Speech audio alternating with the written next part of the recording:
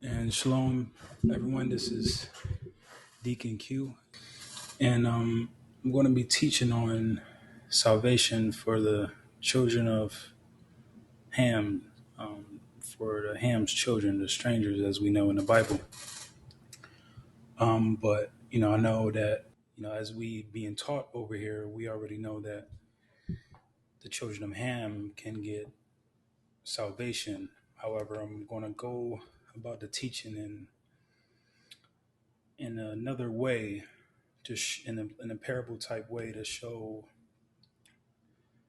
you guys, another way we can see it as far as them having for them obtaining salvation. Because even though that there's scriptures that we know in the Exodus and Leviticus as far as not vexing strangers, and you have camps out there that will completely disregard, camps and other teachers and pastors out there, false teachers that will completely disregard them scriptures and try to make it seem like, oh, no, that's the children of Israel being called strangers and this and that. So we're gonna take a look and go through this parable. So before, oh wow, actually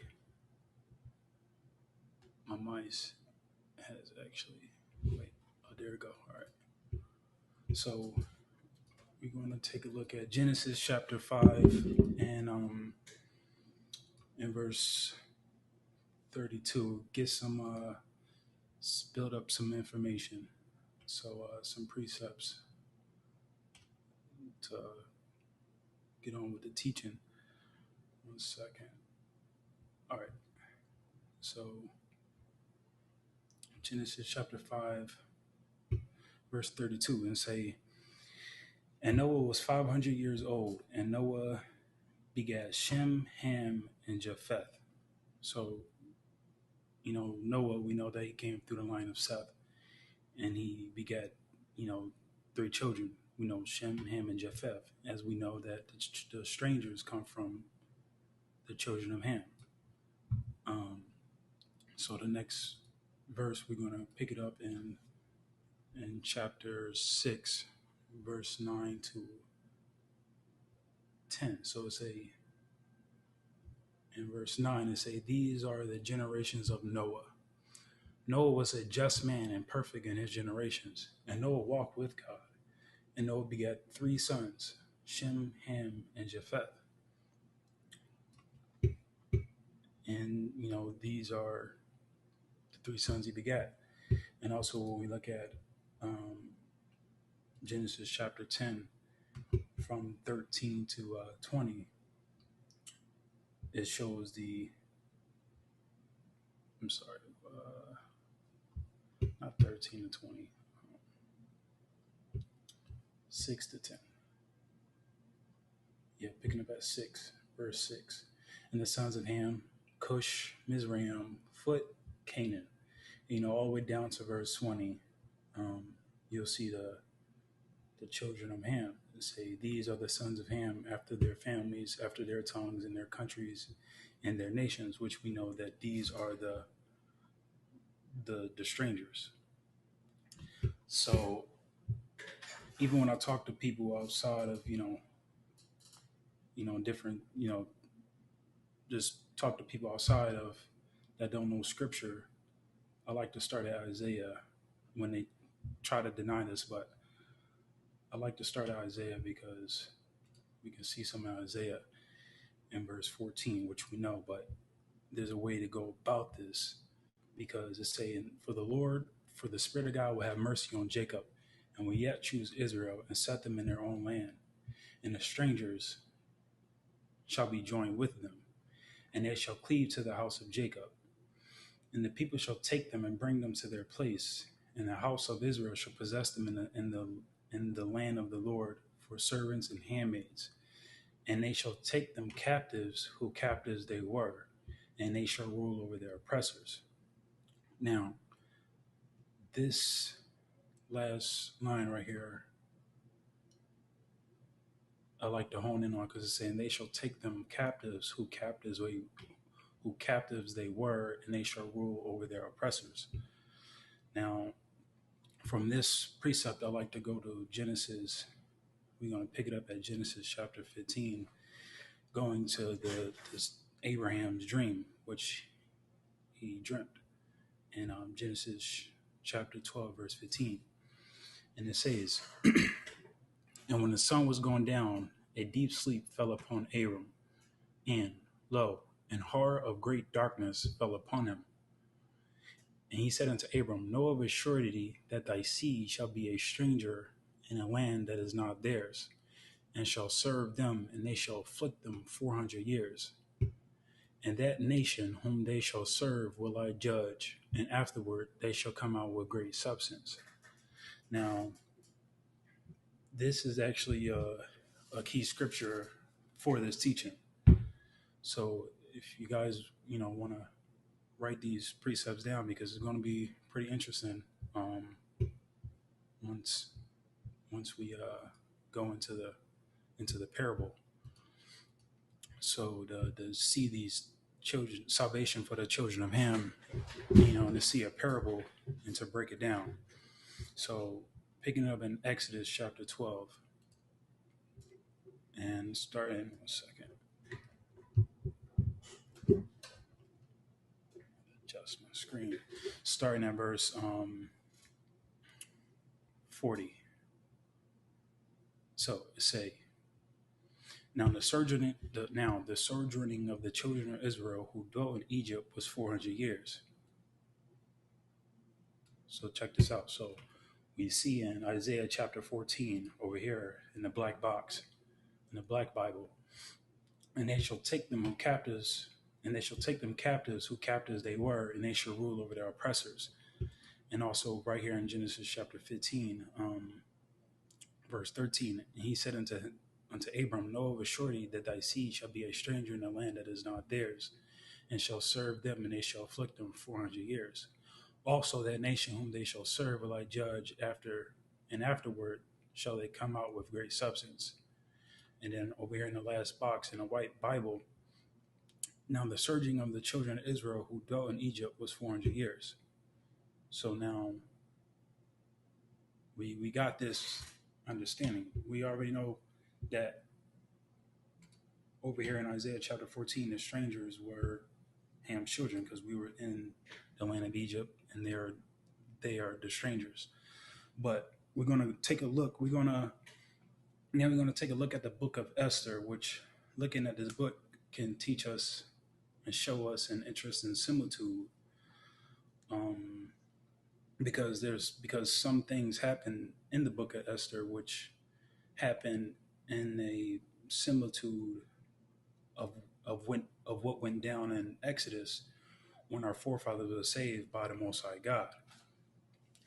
And it's pretty interesting. So we're gonna pick it up in Esther, and this can actually show us a lot of things with the children of Ham, and also the similitude with Exodus of coming out of when we came out of Egypt.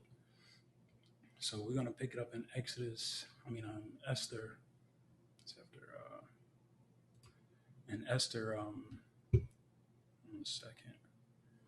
Chapter 2. And we're going to pick it up at verse 5. So now this is about to go down. So look. So we're going to be doing some reading. So verse 5. So let's say, Now in Shushan the palace, there was a certain Jew whose name was Mordecai, the son of Jair, the son of Shimei, the son of Kish, a Benjamite, which we know also this is from also the line of Saul. Verse 6, who had been carried away from Jerusalem with the captivity which he had been carried away with Jeconiah, king of Judah, whom Nebuchadnezzar, the king of Babylon, had carried away. Verse 7, and he brought up Hadassah, that is Esther, his uncle's daughter, for she had neither father nor mother. And the maid was fair and beautiful, whom Mordecai, when her father and her mother were dead, took for his own daughter. Verse 8. So it came to pass when the king's commandment and his decree was heard, and when many maidens were gathered together unto Shushan the palace to the custody of Hegai, that Esther was brought also into the king's house to the custody of Hegai, keeper of the women. And the maiden pleased him, and she obtained kindness of him, and he speedily gave her things for purification with such things as belonged to her, and 7 maidens which were meet to be given her out of the king's house. And he preferred her and her maidens unto the best place of the house of the women.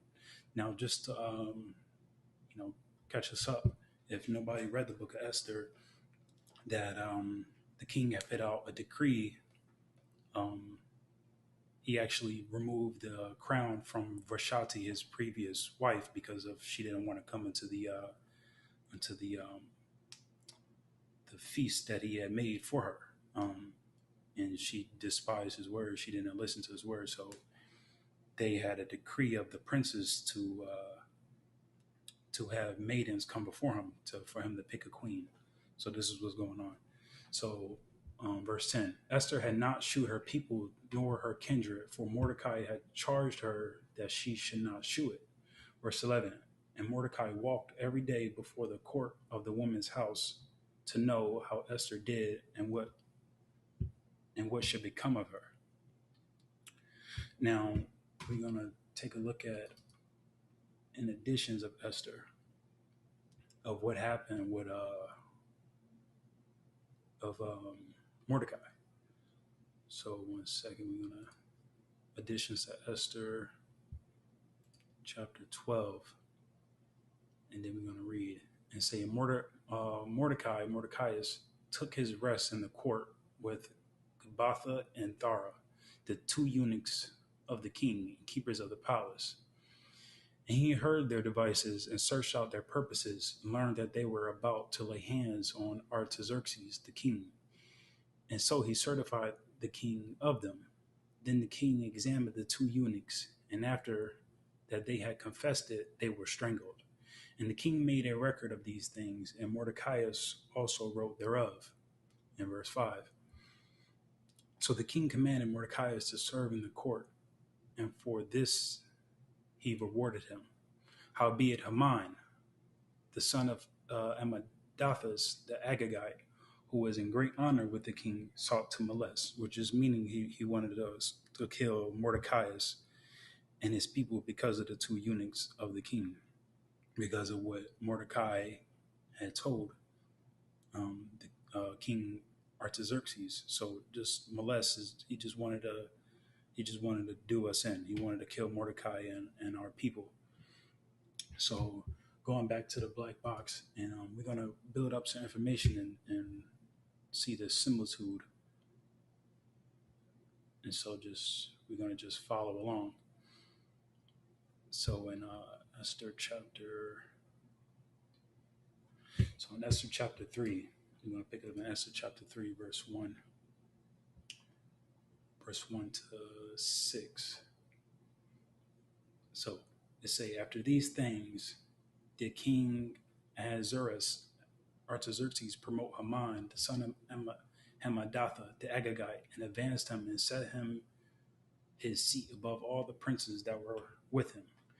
And all the king's servants that were in the king's gate bowed and reverenced Haman, for the king had so commanded concerning him. But Mordecai bowed not, nor did him reverence. Then the king's servant, which were in the king's gate, said unto Mordecai, Why transgressest thou the king's commandments? Now it came to pass, when they spake daily unto them, and he hearkened not unto them, that they told Haman to see whether Mordecai's matter was stand, for he had told them that he was a Jew. And when Haman saw that Mordecai bowed not, nor did him reverence, then was Haman full of wrath, and he thought scorn to lay hands on Mordecai alone, for they had shewed him the people of Mordecai. Wherefore Haman sought to destroy all the Jews that were throughout the whole kingdom of Ahasuerus, even the people of Mordecai. So we're gonna drop down to verse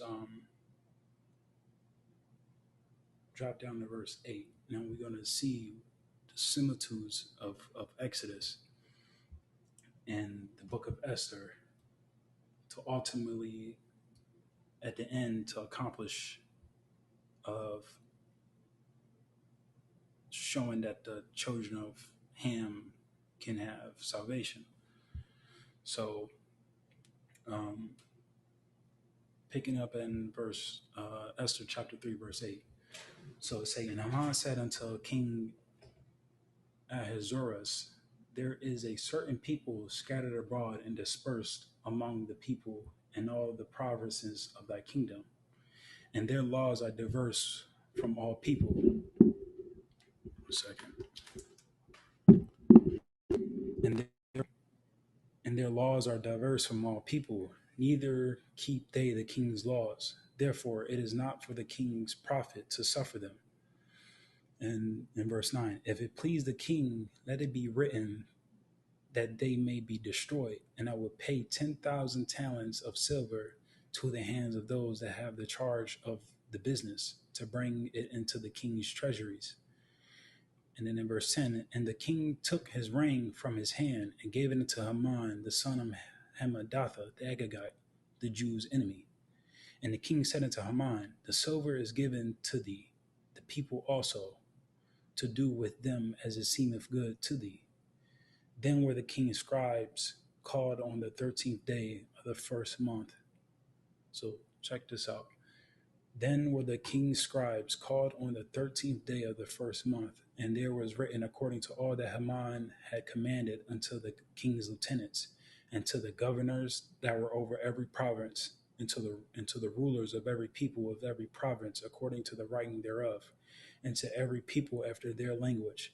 In the name of King Ahasuerus was it written, and sealed with the king's ring. In verse 13, and the letters were sent by post into all the king's provinces to destroy, to kill, and to cause to perish all Jews, both young and old, little children and women, in one day, even upon the 13th day of the 12th month, which is the month Adar, and to take the spoil of them for a prey. Now, the copy of the writing for a commandment to be given in every province was published unto all people, that they should be ready against that day. The post went out, being hasted by the king's commandment, and the decree was given in Shushan the palace. And the king and Haman sat down to drink, but the city Shushan was perplexed. So this is a similitude,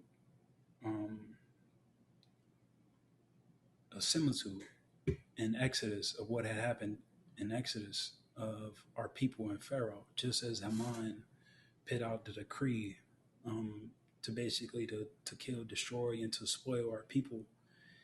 And just as in Exodus chapter 1, how you see Pharaoh, what he said unto his people. So we're going to pick it up at verse 8 and say, now there arose up a new king over Egypt, which knew not Joseph.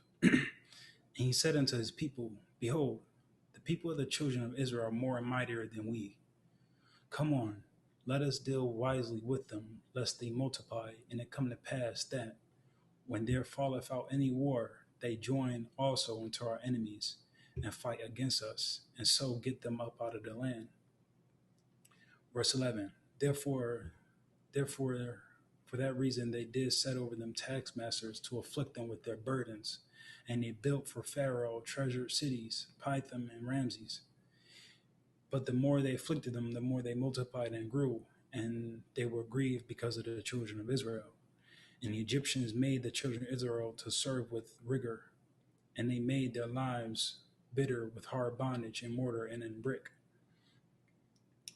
and in all manner of service in the field. All their service wherein they made them serve was with rigor. And the king of Egypt spake to the Hebrew midwives, of which the name of the one was Shipporah, and the name of the other was Puah. Verse 16, and he said, when ye do the office of a midwife to the Hebrew woman, and see them upon the stews. If it be a son, then ye shall kill him. But if it be a daughter, then shall she live. Um,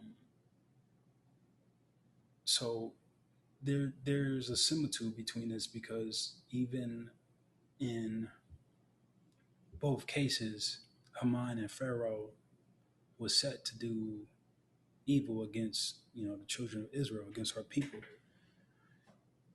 and to kill our children, and also over here Haman to kill our children, everyone, little ones and old and young.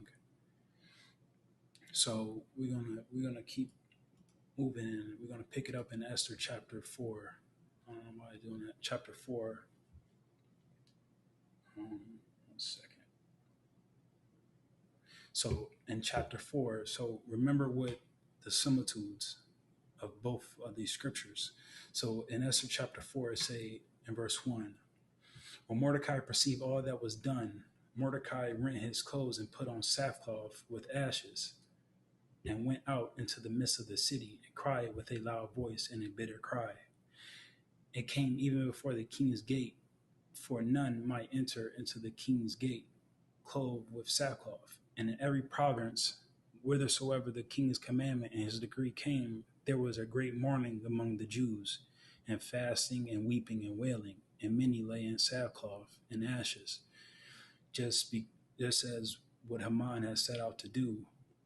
And the people of that land was also during this time of the first month into the end of the month were afflicting the Jews in the captivity that we were in, and also that we were also crying out and wailing in Exodus for the things that the Egyptians were doing as well. So we see we're going to read verse 3 again. And in every province, whithersoever the king's commandment and his decree came, there was great mourning among the Jews, and fasting and weeping and wailing, and many lay in sackcloth and ashes. So another similitude with this, with verse 3, as I just said about when we were in Egypt. So we're going to see that of how we were doing this, we're going to see the similitude of the same thing in Exodus chapter 2. I'm just scroll down in verse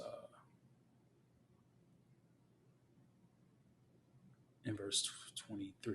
And it say, and it came to pass in process of time that the king of Egypt died, and the children of Israel signed by reason of the bondage, and they cried, and their cry came up unto God by reason of the bondage. So we see the similarities there. So we're going to drop down over here in Esther chapter 4, verse 5. So it say, then called Esther for Hatak, one of the king's chamberlains, whom he had appointed to attend upon her, and gave him a commandment to Mordecai to know what it was and why it was, because of this decrease, because Esther heard of it. So dropping down to verse 7. And Mordecai told him all that had happened unto him, and of the sum of the money that Haman had promised to pay to the king's treasuries for the Jews to destroy them. Also he gave him the copy of the writing of the decree that was given at Shushan to destroy them, to shew it unto Esther, and to declare it unto her, and to charge her that she should go in unto the king to make supplications unto him, and to make requests before him for her people.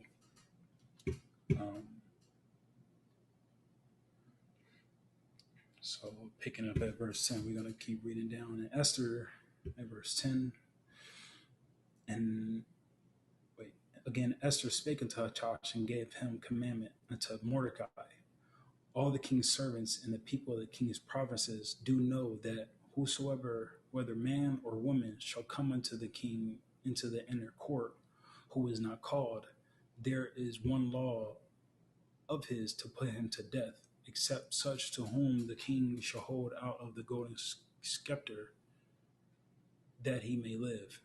But I have not been called to come in unto the king's, come in unto the king these 30 days. So then the response of Mordecai in verse 13. Then Mordecai commanded to answer Esther, think not with thyself that thou shalt escape in the king's house more than all the Jews. Because, she was saying it basically like if she was gonna basically get away with it. Verse 14. For if thou altogether holdest thy peace at this time, then shall their enlargement and deliverance arise to the Jews from another place. But thou and thy father's house shall be destroyed. And who knoweth whether thou art come to the kingdom for such a time as this? So we're gonna pick it up in the next book, and we're gonna do some more reading. So now, in Esther chapter 5, it say in verse 1, now it came to pass on the third day that Esther put off her royal apparel and stood in the inner court of the king's house over against the king's house. And the king sat upon his royal throne in the royal house over against the gate of the house. And it was so, when the king saw Esther, the queen, and when the king saw Esther, the queen, standing in the court, that she obtained favor in his sight. And the king held out to Esther the golden scepter that was in his hand. So Esther drew near and touched the top of the scepter. In verse 3, then said the king unto her, what would thou, Queen Esther, and what is thy request? It shall be given, it shall be even given to thee to the half of the kingdom. In verse 4, and Esther answered, if it seem good unto the king, let the king and Haman come this day unto the banquet that I have prepared for him. Verse 5, then the king said, cause Haman to make haste, that he may do as Esther have said. So the king and Haman came to the banquet that Esther had prepared. In verse 6, and the king said unto Esther at the banquet of wine, what is thy petition? And it shall be granted thee. What is thy request? Even to the half of the kingdom shall it be performed. Verse 7, then answered Esther and said, my petition and my request is, if I have found favor in the sight of the king, and if it have pleased the king to grant my petition and to perform my request, let the king and Haman come to the banquet that I shall prepare for them. And I will do tomorrow as the king have said. Verse 9, then went Haman forth that day joyful with a glad heart. But when Haman saw Mordecai in the king's gate, that he stood not up, nor moved for him, he was full of indignation against Mordecai. Nevertheless, Haman refrained himself, and when he came home, he sent and called for his friends and Zeresh his wife. And Haman told them of the glory of his riches, and of the multitude of his children, and of all things wherein the king had promoted him, and how he had advanced him above the princes and servants of the king. And Haman said, moreover, yea, Esther the queen did let no man come in with the king unto the banquet that she had prepared but myself. And tomorrow am I invited unto her also with the king. Yet, verse 13, yet all this availeth me nothing, so long as I see Mordecai the Jew sitting at the king's gate. Verse 14, then said Zeresh his wife and all his friends unto him, let a gallows be made of 50 cubits high, and tomorrow speak thou unto the king that Mordecai may be hanged thereon. Then go thou and merrily with the king unto the banquet. And the thing pleased Haman, and he caused the gallows to be made. So, 1 second. So going back, we're going to pick up, actually, we're going to move Exodus chapter 2 in this box. And we're going to put Esther over here. So in Esther chapter 4, we're going to remember and keep in mind of what happened in Esther chapter 4, verse 1. Because you see Esther, she went unto the king to make a request, for her people, but this is going to be on the second banquet. But because of the decree that Haman had set forth to kill and to slay all the Jews in all the provinces, just as we see in Exodus about Pharaoh.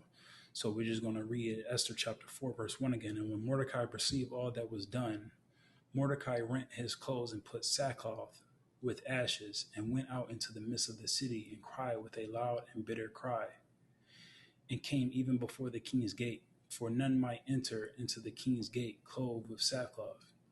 And in every province, whithersoever the king's commandment, his decree came, there was a great mourning among the Jews, and fasting and weeping and wailing, and many lay in sackcloth and ashes. So, and we see in Exodus chapter 3, sorry about that, verse 7, that, the Most High, he hears our affliction, when we call out in our affliction. And even over here in Exodus chapter 3, verse 7, we're saying the Lord said, I have surely seen the affliction of my people which are in Egypt, and have heard their cry by raising up their taskmasters, for I know their sorrows. And then verse 8, now therefore, behold, remember, the cry of the children of Israel is come up unto me, and I have also seen the oppression wherewith the Egyptians oppressed them. So also let's remember something that that the son of Saul said, Jonathan. The Most High, he hears our affliction and our sorrows and our cry. 1 second.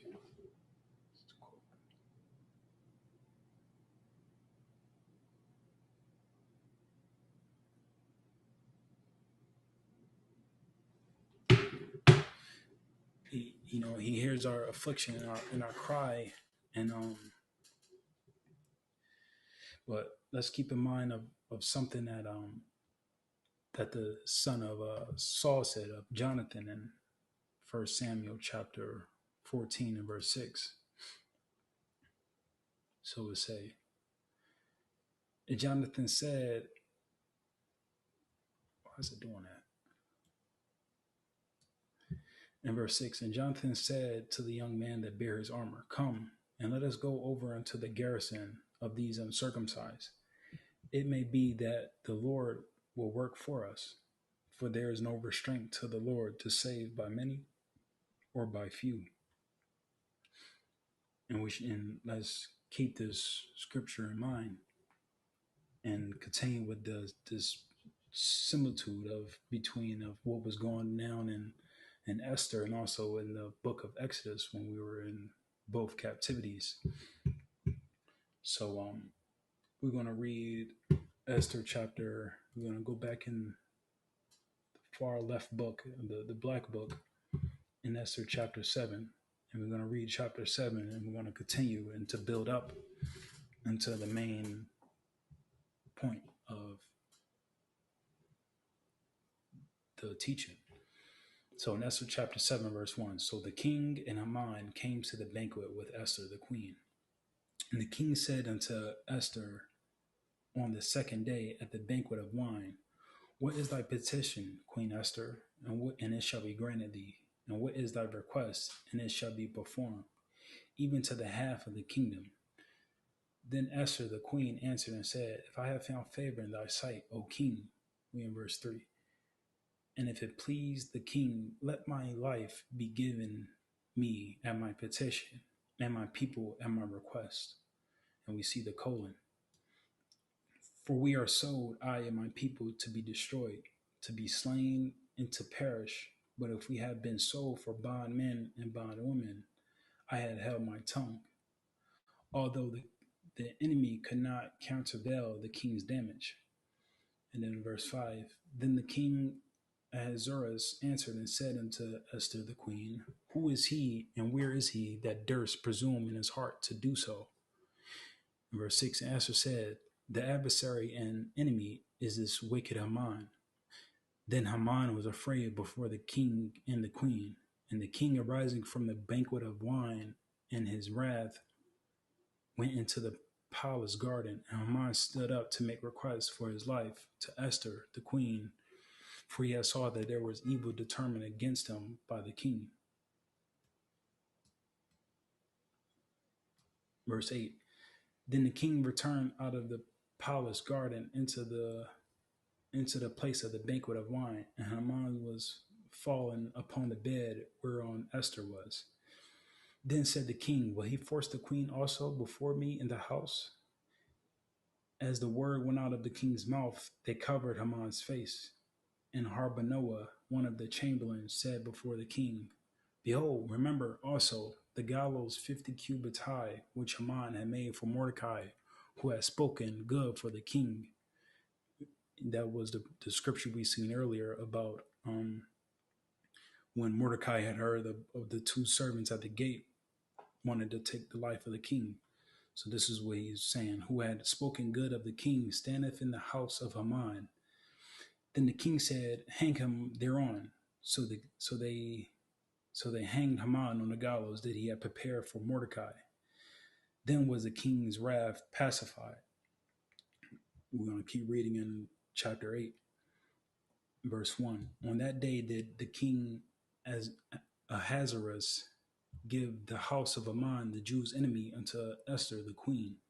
And Mordecai came before the king, for Esther had told what he was unto her.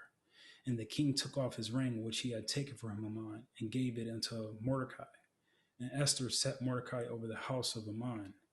Verse 3. And Esther spake yet again before the king, and fell down at his feet, and besought him with tears to put away the mischief of Haman the Agagite, and his device that he had devised against the Jews, of the decree that we read earlier, of to kill and to destroy and to spoil all the children of Israel.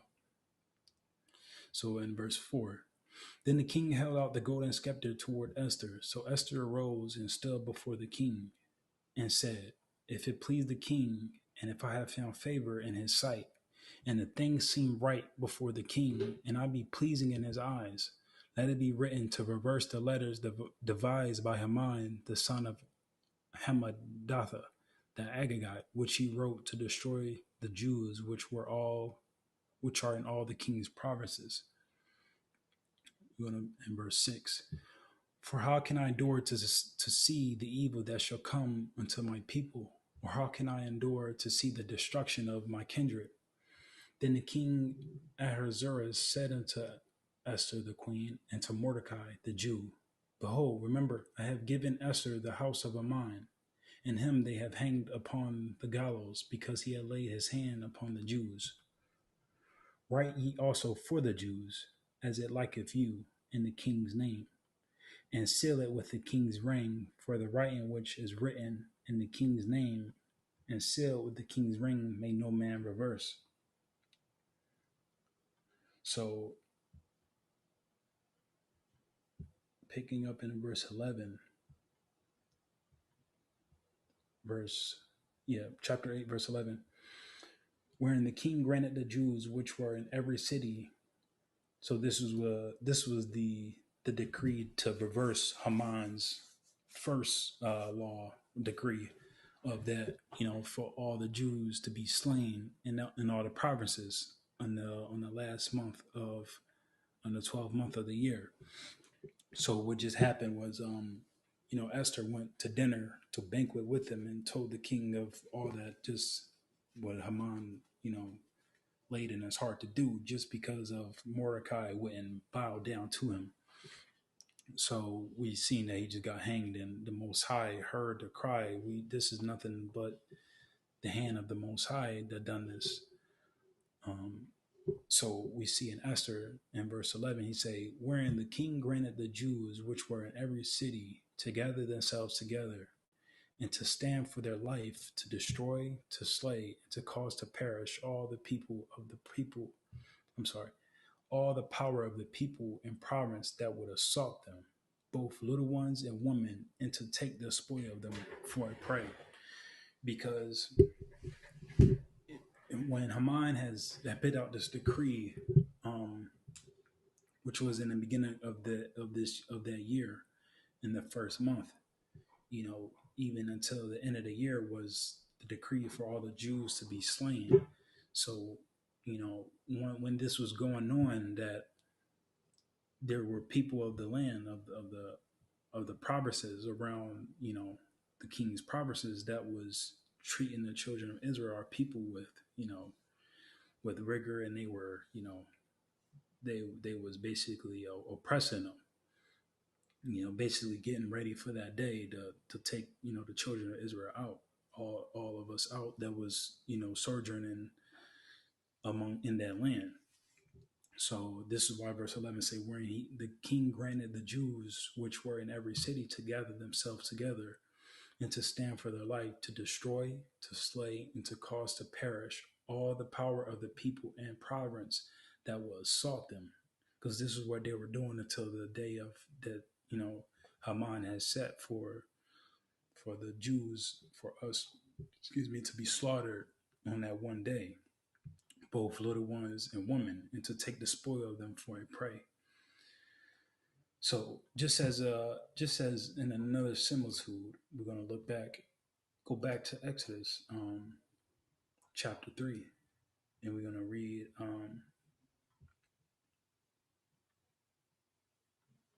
what the Most High said in Exodus chapter 3. Where is that? In verse 19. Now, second.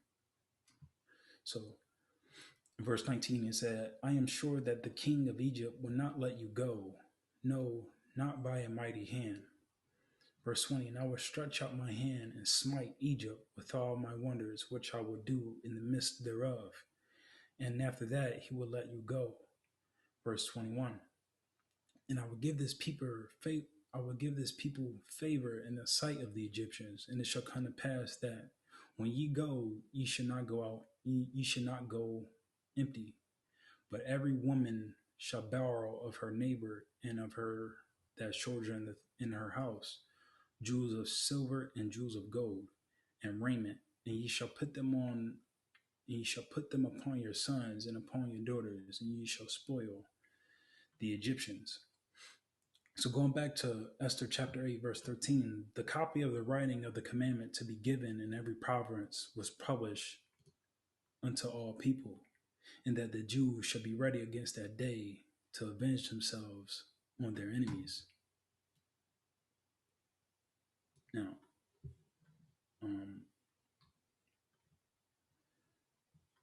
so going down to verse 16,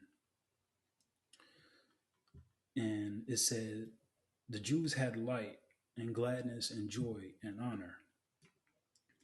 So even when the things were going on in Exodus, that, the children of Israel was also happy of the things that were, when the Most High was, plaguing the Egyptians, because in those plagues and those wonders that the Egyptians were besought and pardoned for the things that they were doing to the children of Israel during those plagues.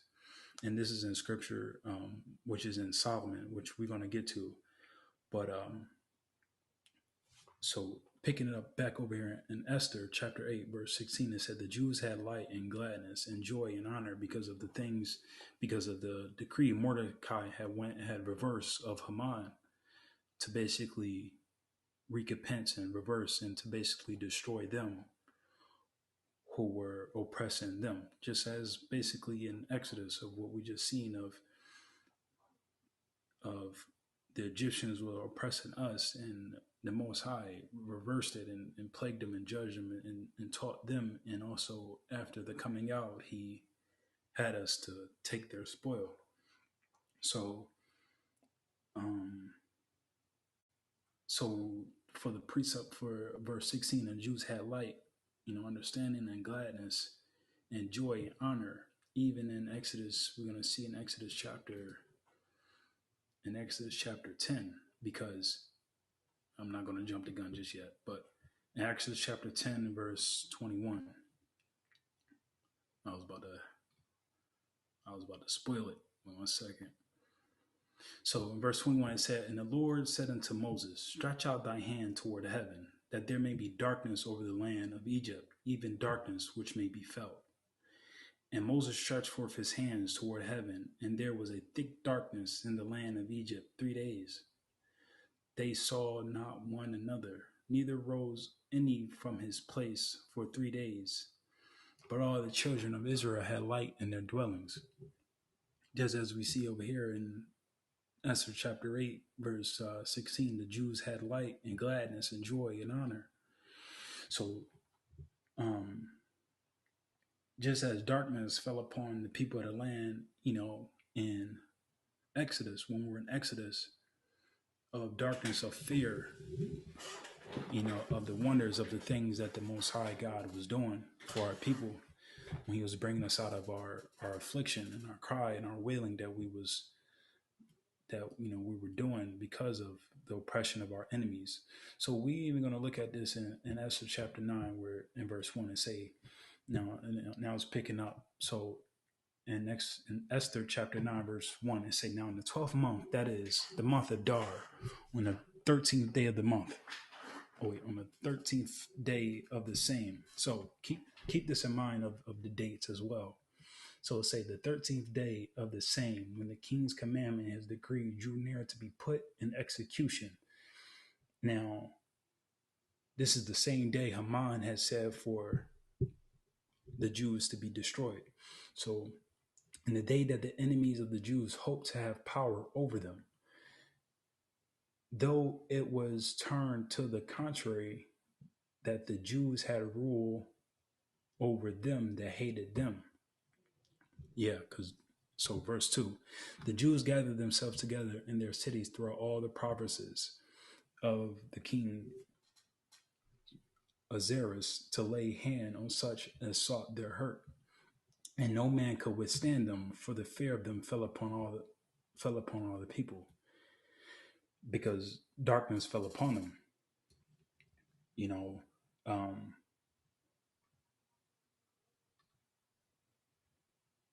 one second, looking for my precept. Just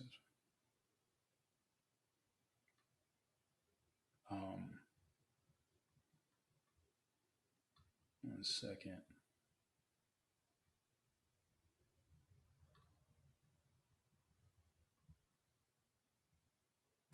Okay, so in Exodus chapter. Okay, so we're gonna read Esther chapter 9, verse 2 again. So it says, "The Jews gathered themselves together in their cities throughout all the provinces of King Ahasuerus to lay hand on such as sought their hurt, and no man could withstand them, for the fear of them fell upon all people." So just as the people of the provinces that was sought in the hurt for the children of Israel, they knew that the thing was reversed, so that now the Jews had power over them. And so during this, they were afraid of the king's commandment, just as we're going to see over here in the similitude of what was going down in Exodus, of when, even when, the Most High word came, to Moses for to be spoken unto Pharaoh, that, I don't think it was just Pharaoh and his servants that heard, the word right there, that, those servants, they went around Egypt, telling people what's about to go down. So in Exodus chapter 9, verse 13, it's saying, "The Lord said unto Moses, Rise up early in the morning, and stand before Pharaoh, and say unto him, Thus saith the Lord God of the Hebrews, Let my people go, that they may serve me. For at this time will I send all my plagues upon thy heart, and upon thy servants, and upon thy people, that thou mayest know that there is none like me in all the earth. For now I will stretch out my hand, that I may smite thee and thy people with pestilence, and thou shalt be cut off from the earth. And in very deed, for the cause I have raised thee up, for to shew in thee my power, and that my name may be declared throughout all the earth. As yet Exaltest thou thyself against my people, that thou wilt not let them go? Behold, remember, tomorrow about this time will I cause it to rain in a very grievous hail, such as not been in Egypt since the foundation thereof, even until now. Send therefore now and gather thy cattle and all that thou hast in the field, for upon every man and beast which shall be found in the field and shall not be brought home, the hell shall come down upon them and they shall die. So verse 20 is the key in Exodus chapter 9, verse 20. It say, he that feared the word of the Lord among the servants of Pharaoh made his servants and his cattle flee into the houses. Because even jumping the gun in verse 21, it say, he that regarded not the word of the Lord left his servants and his cattle in the field. But going back to verse 20, it's saying, he that feared the word of the Lord among the servants of Pharaoh made his servants and his cattle to flee into the houses. Because even over here, back in Esther chapter 9, verse 2, now there was some of the people of the provinces, which were actually people of Shem and also Ham's children in the provinces, that was sought in the hurt of the Jews that we see over here in Esther chapter 9. So let's keep these together, because you're going to see. So Exodus chapter 9, verse 20, say, he that feareth the word of the Lord among the servants of Pharaoh made his servants and his cattle flee into the houses. And then once we look over here at Exodus and Esther chapter 9, we're going to see the connection with another verse. But we're going to read verse 2 again and say, the Jews gathered themselves together in their cities throughout all the provinces of the king Ahasuerus to lay hand on such as sought their hurt. And no man could withstand them, for the fear of them fell upon all people.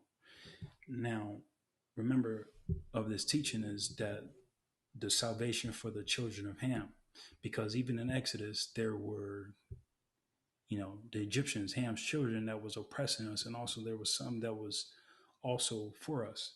They besought pardon for the things that they were doing against us, and they actually joined themselves unto us. The same comparison, what is going on over here in Esther, because when we go back up in Esther chapter 8, we're going to read verse 17. So it say, in every province and in every city, whithersoever the king's commandment and his decree came, the Jews had joy and gladness and a feast and a good day. And this is the key. And many of the people of the land became Jews, for the fear of the Jews fell upon them. Because there was some of Ham's children that was in these provinces. Now, let's go over here in this book, in the white book on the right hand side, and we're going to see this. So in Esther chapter 1, verse 1, we say, now it came to pass in the days of Ahasuerus. This is Ahasuerus, which reigned from India even until Ethiopia. Now, you know that this is also throughout Egypt, also unto Ethiopia. This is the children of Ham, over in 170 and 20 provinces. So going back to Esther chapter 8, verse 17, and we read it again, in every province and in every city, whithersoever the king's commandment and his decree came, the Jews had joy and gladness and a feast and a good day. And many of the people of that land became Jews, for the fear of the Jews fell upon them, because of what the decree went out of that the Jews was going to destroy them who sought their hurt. Just as over here in Exodus says, of the Most High was plaguing the people, the Egyptians, to let us go.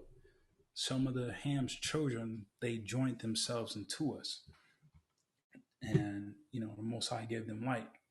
So, we're gonna actually, 1 second. Let's see how can we do this.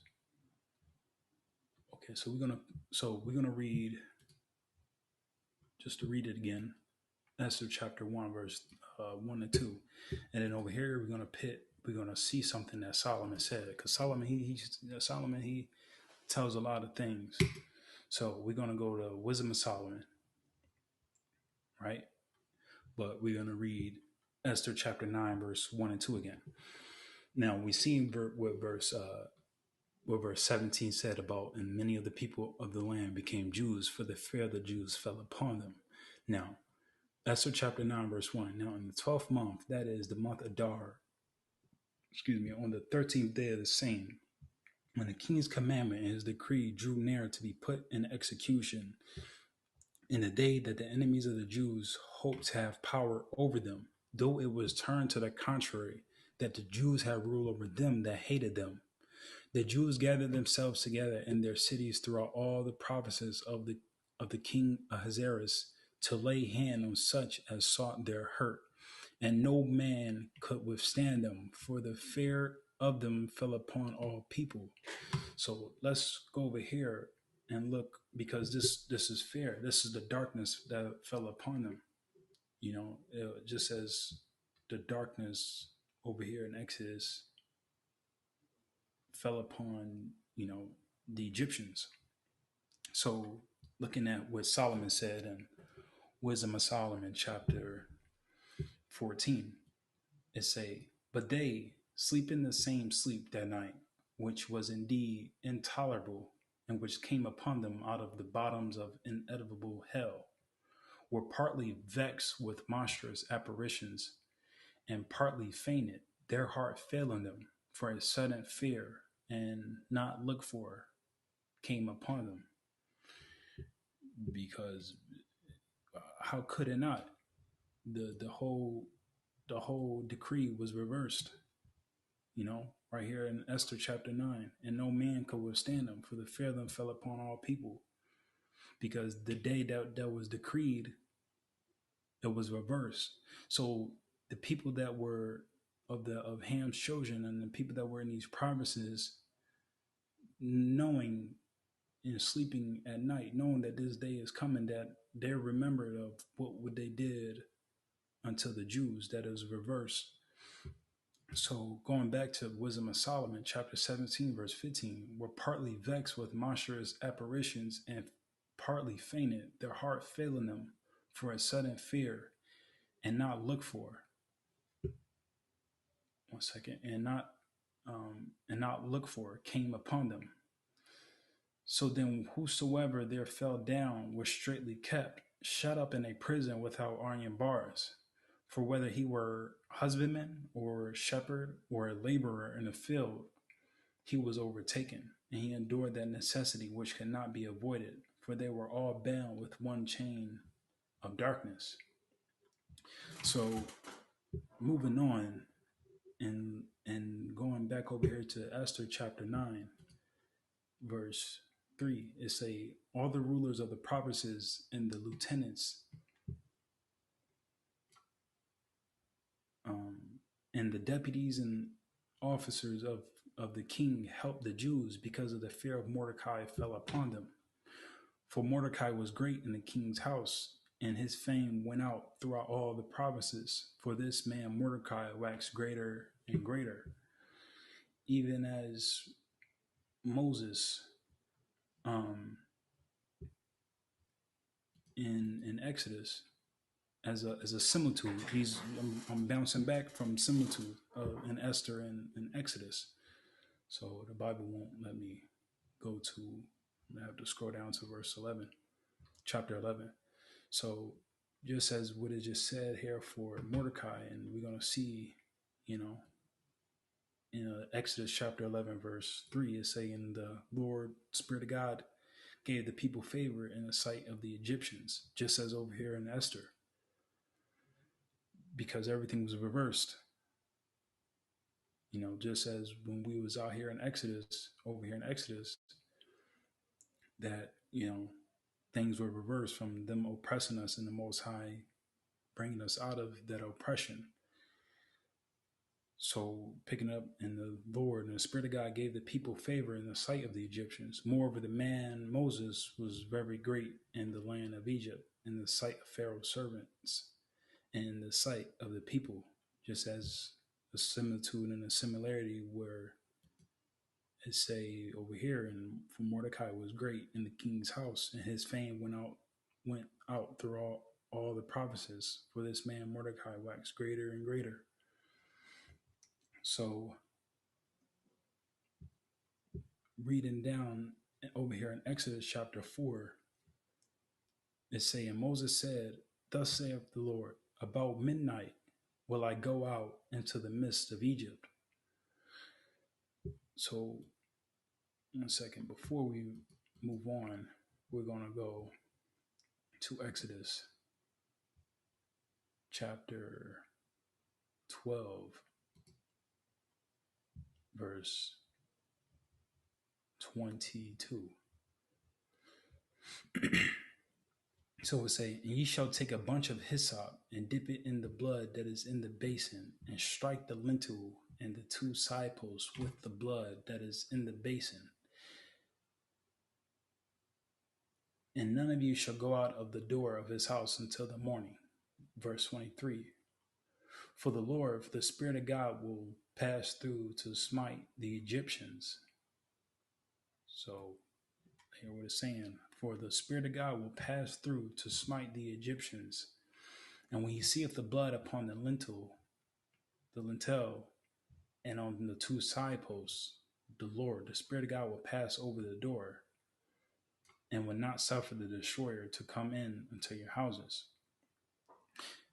Because let's keep in mind also over here in Esther chapter 8 and 17, we're saying in every province, 1 second. In Esther chapter 8, verse 17, in every province and in every city, whithersoever the king's commandment, his decree came, the Jews had joy and gladness and a feast and a good day, and many of the people of the land became Jews, which was the children of Hams. For the fear of the Jews fell upon them. So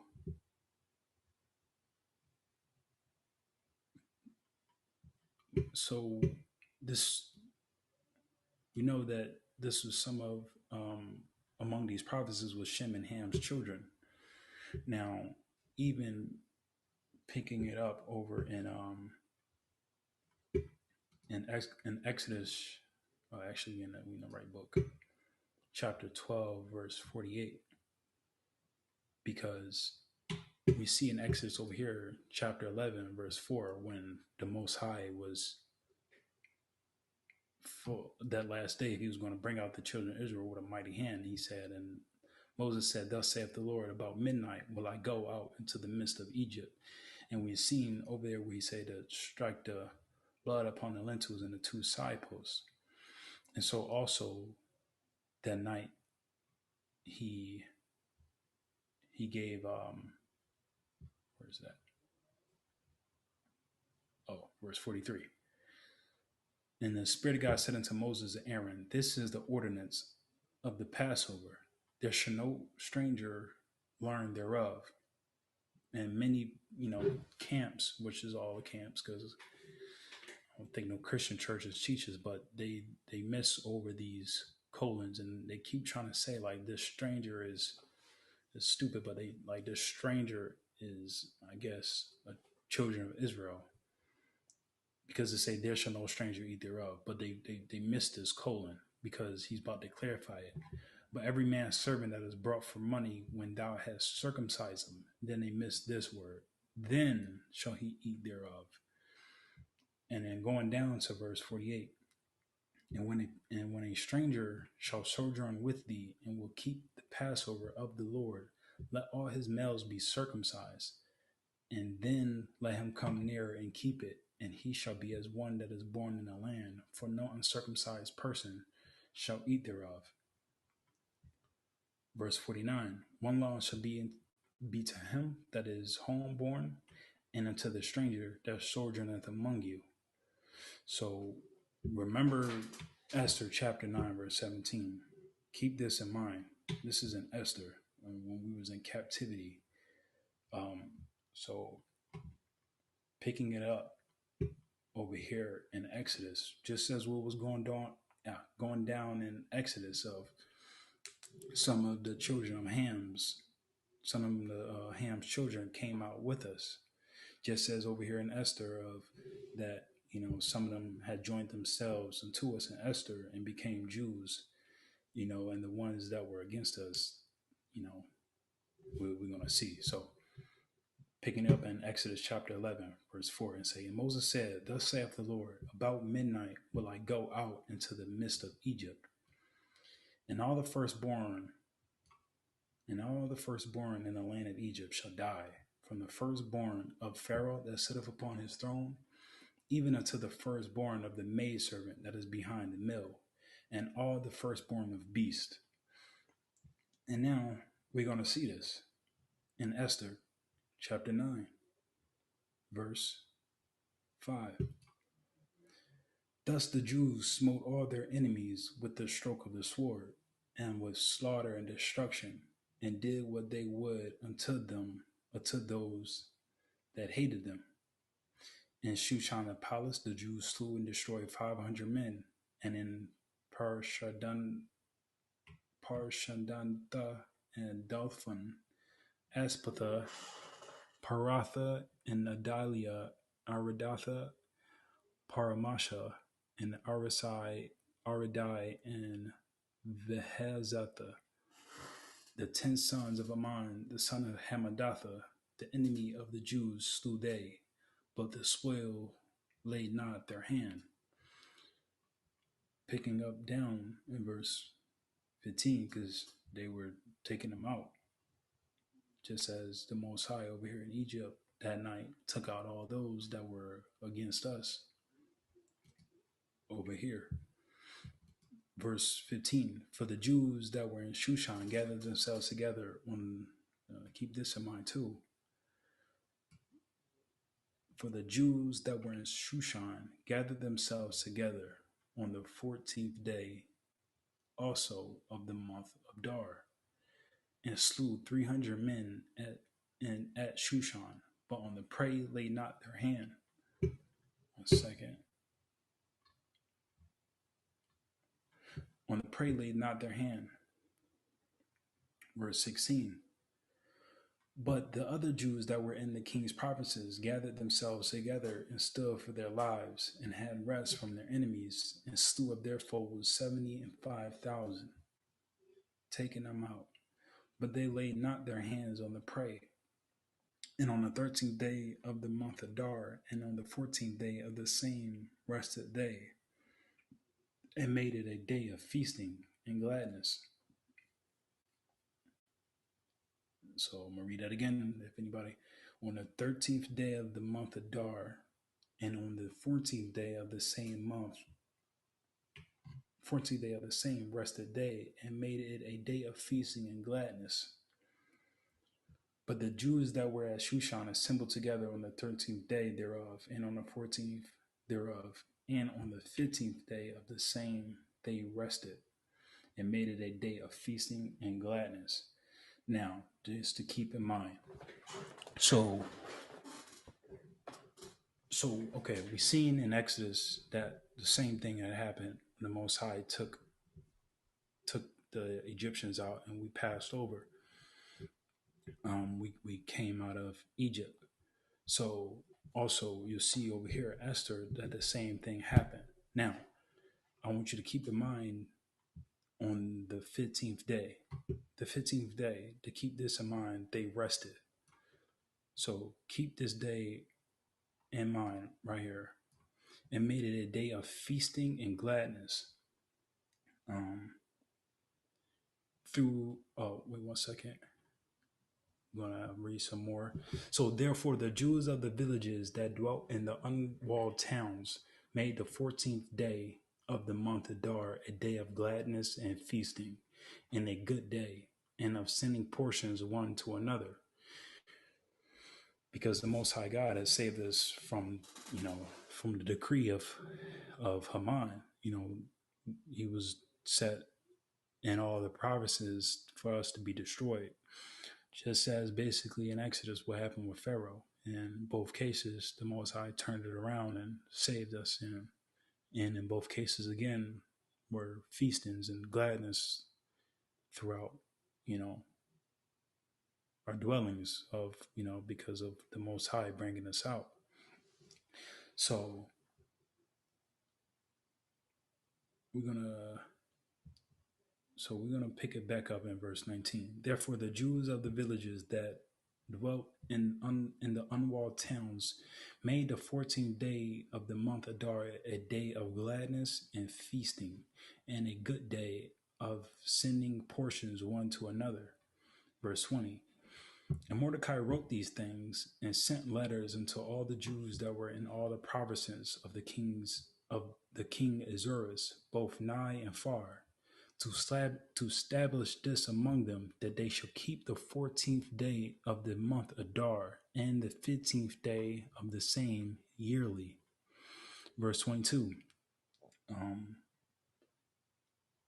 As the days wherein the Jews rested from their enemies in the month which was turned unto them from sorrow to joy, even as when we were in Exodus in Egypt, and from mourning into a good day, that they shall make them days of feasting and joy, and of sending portions one to another and gifts to the poor.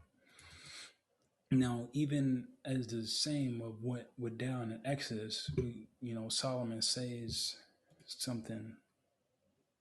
He says something else of I think I got the wrong. I don't have the wrong. I have a precept. 1 second in here that shouldn't be in this position. Let me delete that. Jumping ahead. So going back in Wisdom of Solomon. So Wisdom of Solomon, chapter 19. So in verse 8. So we seen over here that, it was a day of gladness in the book of Esther, and joy, from mourning into a good day, that they should make them days of feasting and joy, and sending portions one to another, just as when we came out of Egypt, as Solomon is about to state right now. So he say, where through all the people went that were defended with thy hand, seeing thy marvelous strange wonders. Verse 9. For they went at large like horses and leaped like lambs, praising thee, O Lord, who has delivered them. Because in both cases we see in Exodus and in Esther, that both cases we were in evil case. Pharaoh sought to do us hurt in Haman, and even the people of Pharaoh, even in Esther, of the people of the provinces. And then also in both cases that we've seen in Esther chapter 8, verse 17, of the people of the land becoming Jews, which were, Ham's children, and even also in Exodus, of which we're going to see of some of the children of Ham joined themselves with us. Both cases we came out glad and at joy, and in both cases, the children of Ham, they came out with us, those that besought pardon and did us no wrong. Just as over here in Wisdom of Solomon chapter, reading just again, chapter 19, verse 8, where through all the people went that were defended with thy hand, seeing thy marvelous strange wonders, for they went at large like horses and leaped like lambs, praising thee, O Lord, who has delivered them. But also we got to keep in mind in Exodus, because we know that a mixed multitude went up in Exodus chapter 12, verse, picking it up at verse 38. So, and it say, and a mixed multitude went up also with them, and flocks and herds, even very much cattle, in both cases as well, because even in Esther, there was Gentiles that were saved, Most High, he saved all of us. Even over here in Exodus, there was, was unbelievers that were saved as well. But even when we came out, we see over here in Esther chapter, uh, where is it at? Esther chapter 9. It say, but the Jews that were at Shushan assembled together on the 13th day thereof and on the 14th thereof, which is similarity of the Passover, but is on the first day of the month over here in Exodus. But also keep in mind right here, and on the 15th day of the same, they rested. So there's something really interesting in here because in Exodus, when we came out from Egypt, that we know that the children of Ham, let me see if I'm jumping the gun real too soon. I am not. So going back over here in Esther chapter 8, verse 17, it say, and in every province and in every city, whithersoever the king's commandment, his decree came, the Jews had joy and gladness and a feast and a good day. And many of the people of the land became Jews, for the fear of the Jews fell upon them. Now we know that was some of the children of Ham. But going back down in Esther, after we had smote all of our enemies, just as the Most High smote the Egyptians, that something had went down with the children of Ham and also amongst the unbelievers, because when we came out in Exodus chapter 16, so we're going to see this. So check this out. So look, it's saying in Exodus chapter 16, they took their journey from Elim, and all the congregation of the children of Israel came unto the wilderness of Sin, which is between Elim and Sinai, on the 15th day of the same month after their departing out of the land of Egypt. Just as over here, on the 15th day of the same, they rested and made it a day of feasting and gladness. But we know that there was a mixed multitude that went up, and we also know that some of Ham's children went with us too. And this teaching, again, is for the ones that say, oh, the children of Ham, they cannot be saved, and this and that, which is false. But something was going down once we came out of Egypt that the Most High was very, very displeased with and punished us for. So we're gonna see this. So in Exodus chapter 16, it's saying they took their journey from Elim, and all the congregation of the children of Israel came unto the wilderness of Sin, which is between Elim and Sinai, on the 15th day of the second month after their departing out of the land of Egypt, which is just the next month. This was the same, but I see that it's the 15th day. But okay. And the whole congregation of the children of Israel murmured against Moses and Aaron in the wilderness. Verse 3. And the children of Israel said unto them, would to God we had died by the hand of the Lord. This is crazy. In the land of Egypt. Dang. When we sat by the flesh pots, and we did eat bread to the full, for ye have brought us forth into this wilderness to kill this whole assembly with hunger. So during this situation right here, something was going on amongst the congregation that the Most High was displeased with, because this is so we're going to look at Wisdom of Solomon and verse 19, back at verse 19, and picking up at verse 11. So say, but afterwards they saw, so this is when we was brought out of the land of Egypt. So, and this Solomon is talking about when we was brought out of the land of Egypt in chapter 19. So it say, but afterwards they saw, but afterwards they saw a new generation of fowls, when being led with their appetite, they asked delicate meats. And say, For quails came up unto them from the sea of their contentment, and punishments, this is the key right here, and punishments came upon the sinners, not without former signs, by the force of thunders. For they suffered justly according to their own wickedness, insomuch as they used a more hard and hateful behavior towards strangers, because they were made partakers with us when we came out of Egypt. But it was the mixed multitude that was treating the children of Ham wrong after we came up out of Egypt. Um, so going down to 15, and it say, and not only so, but peradventure, but perhaps some respect shall have been of those because they used strangers not friendly. This was going on that the Most High did not like, um, because this is where also in Exodus chapter 22 kicks in verse 21. It say, second, ye shall not vex a stranger nor oppress him, for ye were strangers in the land of Egypt.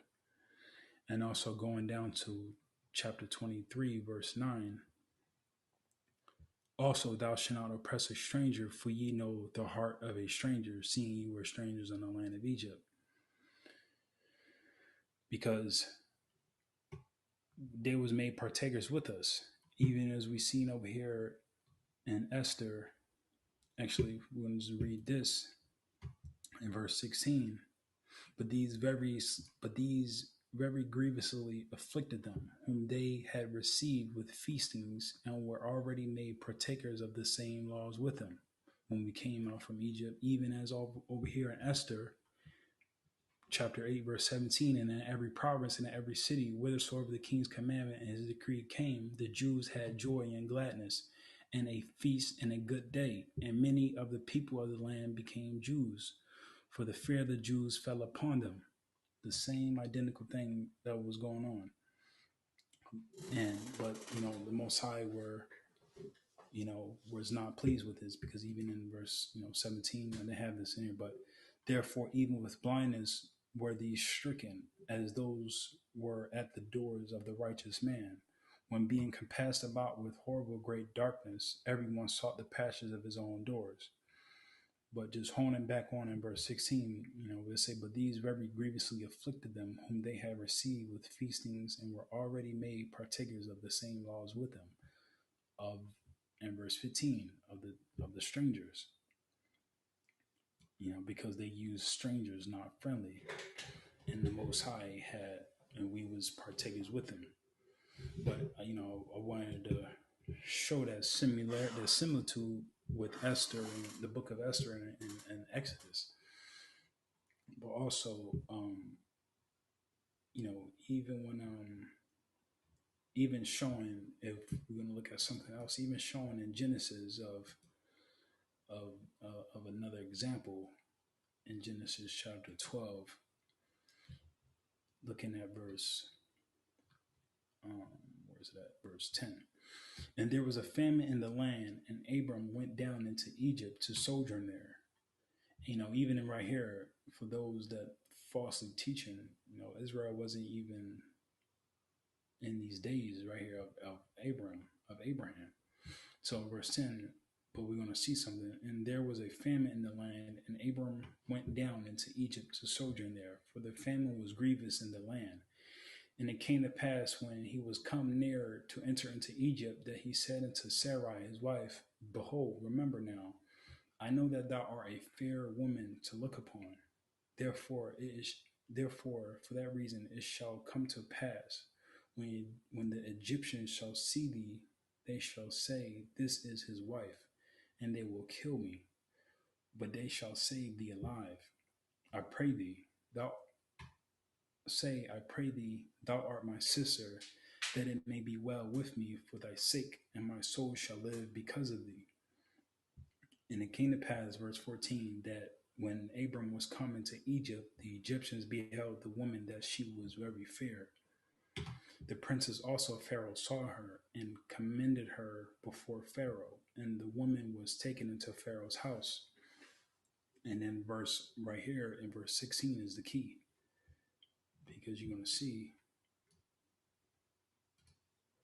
and he entreated Abram well for her sake, and he had sheep and oxen, and he asses and men servants and maid servants, because Pharaoh over here gave some of the children of Ham unto Abram, men servants and maid servants, she asses and camels. So going down to Genesis chapter 13, verse 1, and Abram went up out of Egypt, he and his wife, and all that he had, and Lot with him into the south. 1 second. In verse 5, and Lot also, which went with Abram, had flocks and herds and tents. And the land was not able to bear them, that they might dwell together, for their substance was great, so that they could not dwell together. Verse 7, and there was strife between the herdmen of Abram's cattle and the herdmen of Lot's cattle. And the Canaanite and the Perizzite dwelled then in the land. Verse 8, and Abram said unto Lot, let there be no strife, I pray thee, between me and thee, between my herdmen and thy herdmen, for we be brethren.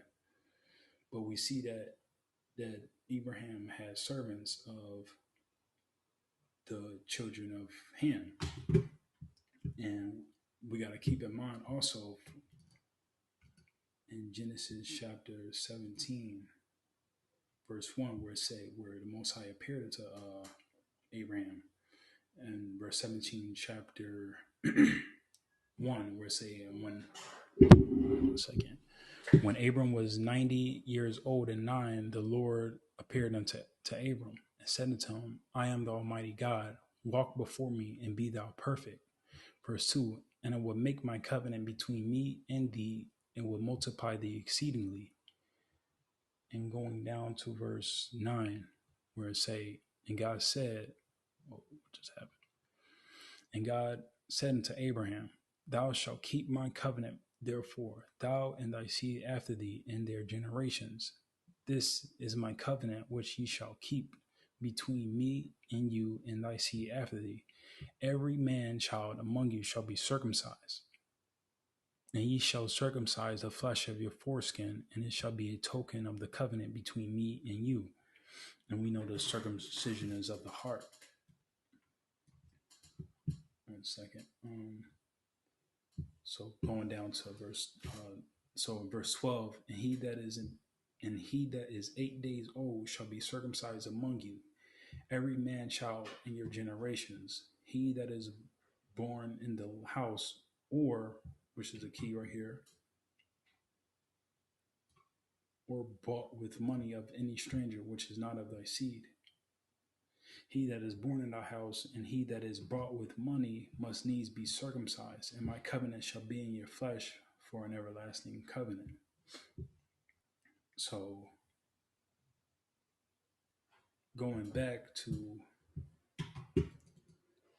so we see that even before Israel was born, that Abraham had servants that was circumcised of the children of Ham. But there's also things that